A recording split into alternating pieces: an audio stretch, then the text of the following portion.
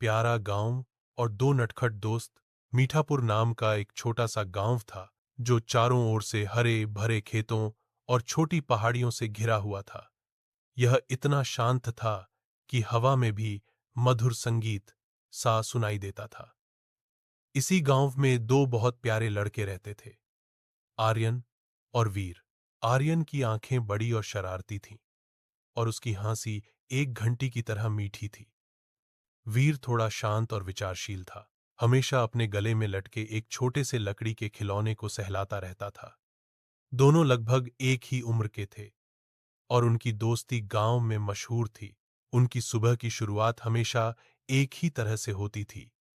जैसे ही सूरज की पहली किरणें उनके कच्चे घरों पर पड़तीं, आर्यन अपनी खिड़की से झांककर वीर को आवाज देता। फिर दोनों गांव के किनारे बहने वाली छोटी नदी की ओर भागते। वे वहां घंटे भर बिताते, कंकड़ फेंकते, कागज की नाव तैराते और मछलियों को देखकर हंसते। कभी कभी वे पास के आम के बाग में घुस जाते और पके आम चुराकर खाते थे, जिसके लिए उन्हें अक्सर गांव के मुखिया से हल्की सी डांट भी मिलती थी। पर उनकी प्यारी सी मुस्कान देखकर सब उनका कसूर माफ कर देते थे। एक दिन वीर ने देखा कि एक छोटी चिड़िया अपने घोंसले से गिर गई है। वह तुरंत उसे उठाकर अपने हाथ की गर्माहट देने लगा।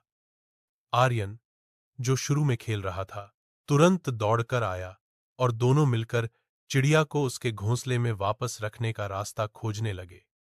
इस घटना ने एक बार फिर साबित कर दिया कि उनके दिलों में कितनी मासूमियत और दया भरी थी।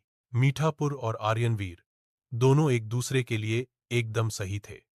गांव को उनकी नटखटता प्यारी थी और उन्हें अपने गांव का हर कोना। उनकी दोस्ती गांव की सबसे मीठी कहानी थी।